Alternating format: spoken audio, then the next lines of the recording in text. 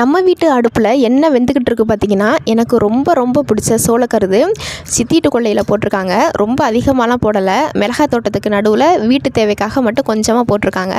அதில் ஒடிச்சிக்கிட்டு வந்து எங்களுக்கு கொஞ்சம் கொடுத்தாங்க. இதில் கொஞ்சமாக உப்பும் மஞ்சள் தூள் மட்டும் போட்டிருக்கோம். சோளக்கருதை சாப்பிட்டு முடிச்சுட்டு அந்த சக்கையில் இருக்க உப்பு தண்ணியை எனக்கு உறிஞ்சி சாப்பிட ரொம்ப பிடிக்கும். அது மாதிரி யாருக்கெல்லாம் சாப்பிட பிடிக்கும்னு சொல்லிட்டு கமெண்ட் பண்ணுங்கள். நம்ம அணில், குருவியார் அவங்கெல்லாம் சாப்பிட்ட மிச்சம் இதில் இருக்குது. அவங்க போடுற எச்சங்கள்லேருந்து எவ்வளோ மரங்கள் செடிகள்லாம் வளருது. அதனால் இதுக்காக நம்ம வருத்தப்படக்கூடாது. அம்மா திட்டுற சவுண்டு கேட்குது. இதுக்கு தான் லாய்க்கு, வேறு எதுக்கும் லாய்க்கு இல்லை அப்படின்னு சொல்லிட்டு நான் வீடியோ எடுக்கவும் திட்டிகிட்டு இருக்காங்க. அம்மா என்ன பண்ணிகிட்டு இருக்காங்கன்னா, சோளக்கருதை வேக வச்சுட்டு இங்கே பக்கத்தில் பெரியம்மா வீட்டில் வந்து துவையல் அரைச்சிட்ருக்காங்க.